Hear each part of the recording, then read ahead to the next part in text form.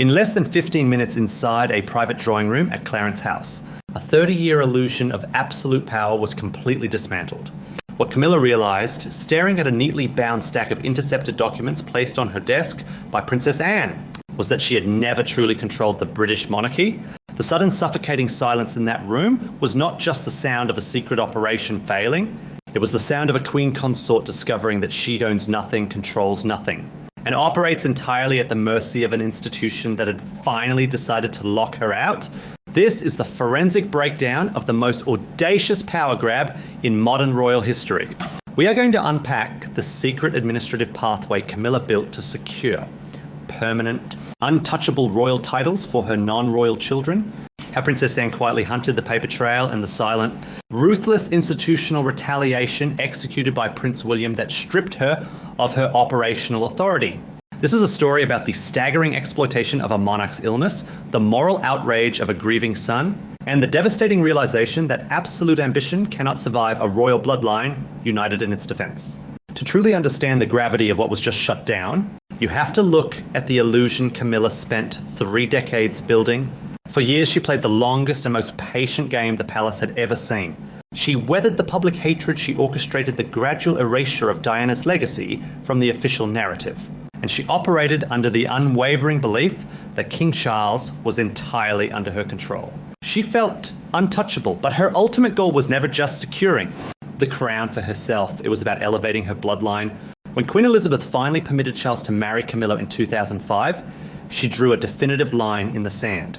Elizabeth made it explicitly clear that while Camilla would eventually be acknowledged as Queen Consort, her children from her previous marriage, Tom and Laura, would remain strictly private citizens. No official roles, no state funding, and absolutely no royal titles. That was the ironclad condition of her entry into the family.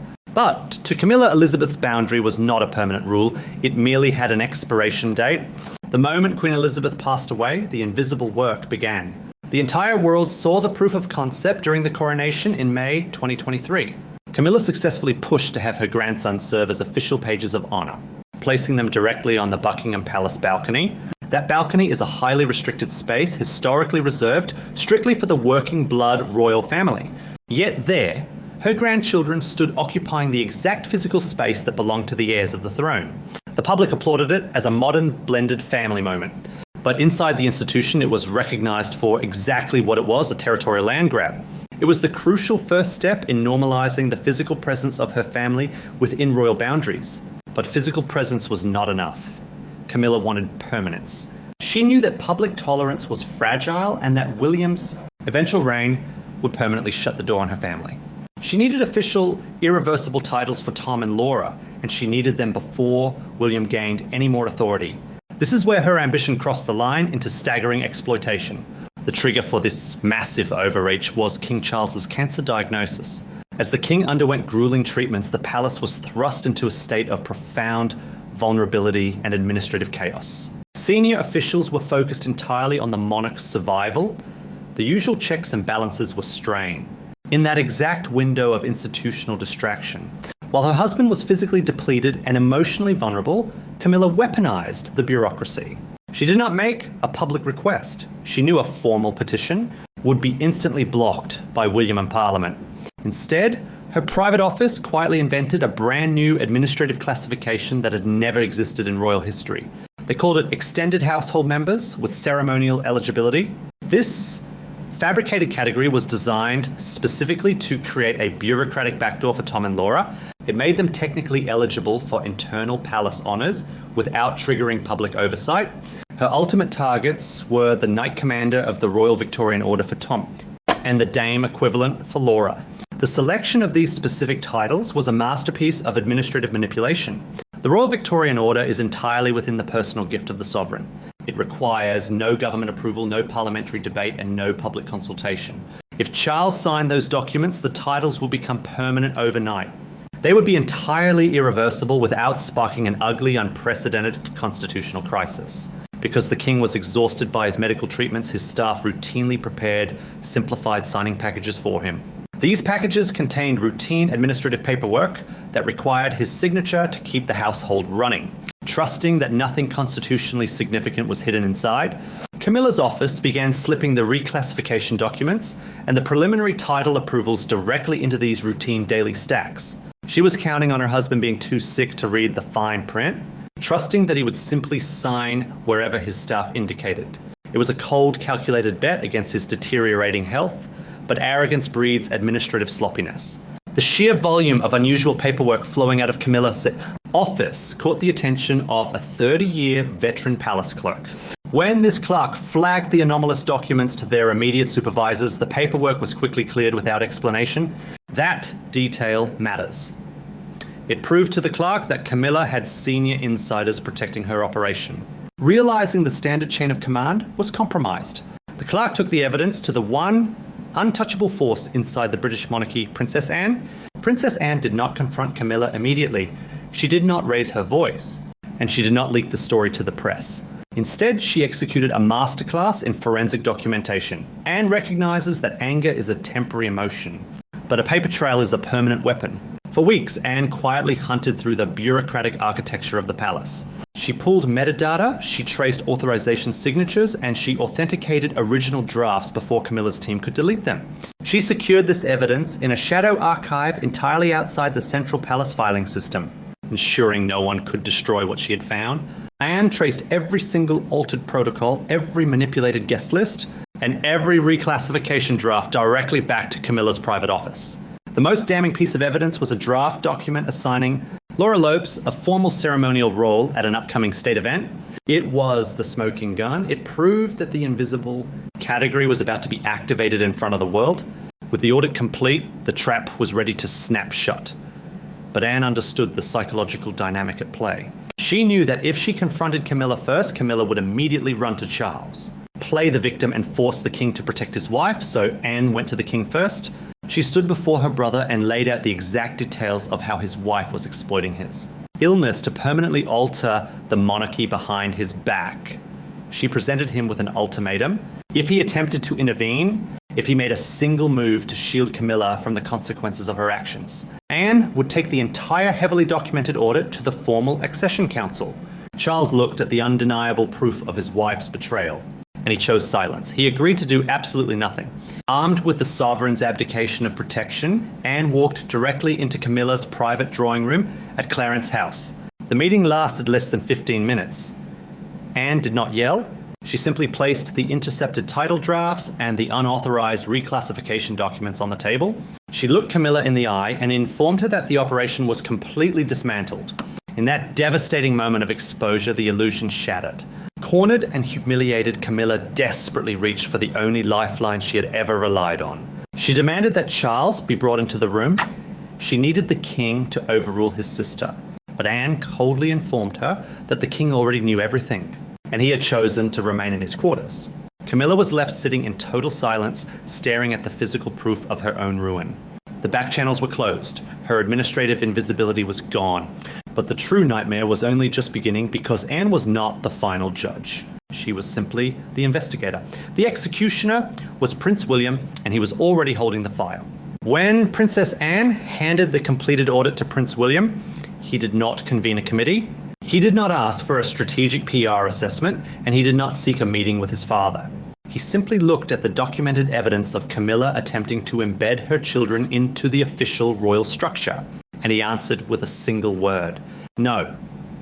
What followed was a masterclass in administrative demolition. William did not just stop the operation, he completely dismantled the infrastructure that allowed it to happen. Within hours, every single classification change Camilla had quietly embedded into the palace system was permanently reversed. Every exploratory document regarding titles for Tom Parker Bowles and Laura Lopes was terminated.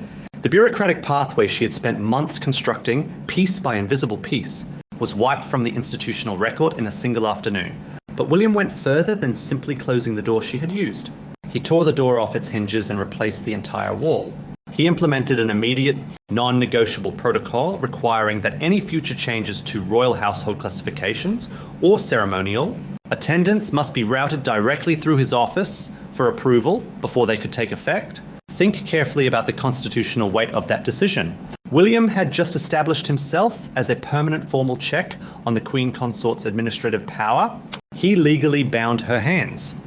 That specific type of structural restraint had never happened before in modern royal history. It was a cold, forensic execution of power that reminded everyone inside the palace exactly who inherits the throne. To understand why this retaliation was so utterly devastating to Camilla, you have to look beneath the surface of the titles and examine the commercial desperation driving her. Camilla projects the image of a woman who possesses everything. She wears the crown jewels, she travels in state carriages, and she resides in palaces. But the brutal reality of her existence is that she actually owns nothing.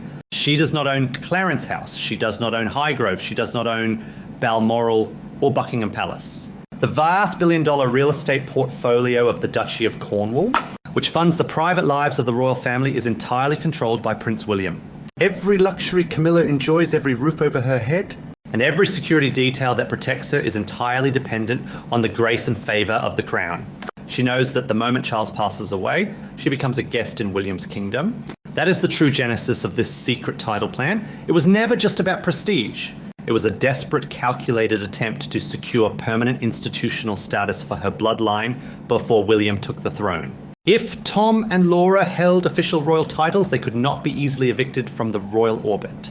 They would have permanent standing, independent of Camilla's marriage. When William dismantled that plan, he did not just humiliate her, he trapped her in her own financial and institutional reality.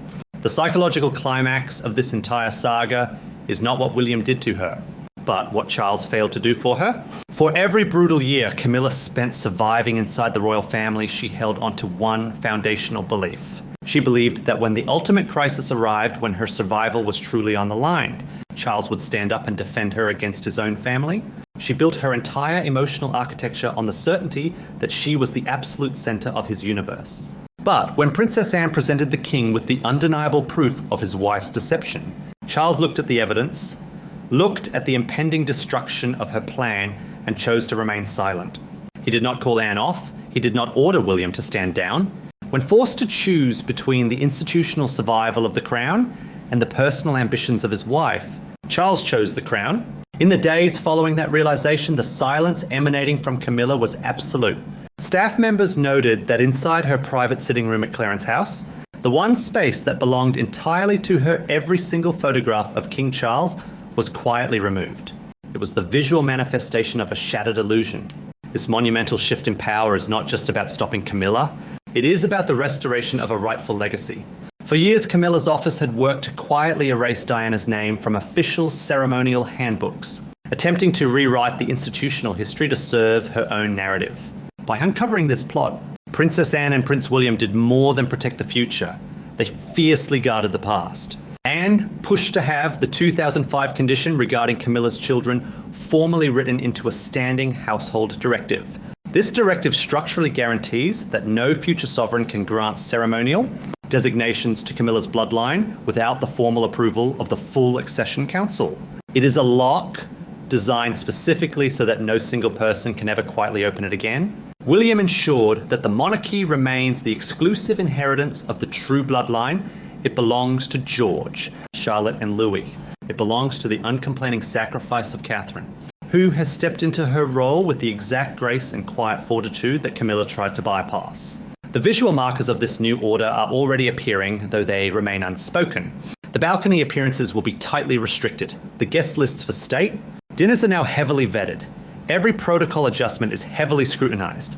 The woman who built her entire sphere of influence through invisible moves and quiet back channels now operates under a blinding institutional spotlight. Every document she touches is tracked. Every request she makes is logged. The darkness she depended on to advance her family is completely gone. Camilla finally achieved the title of Queen Consort, but she has discovered the ultimate hollow victory. She wears the crown, but she holds no power. She is surrounded by unimaginable wealth, yet possesses zero commercial security. And she shares a palace with a husband who, in her darkest moment of exposure, chose to look the other way. The illusion of absolute power has been replaced by the cold, undeniable reality of institutional confinement. The line of succession has closed ranks, and the doors have been firmly locked from the inside. Thank you for watching this deep dive into the hidden mechanics of royal power. If you found this forensic breakdown valuable, please subscribe to the channel and leave your thoughts in the comments below. We will continue to track the subtle shifts in institutional power as this new era of the monarchy unfolds.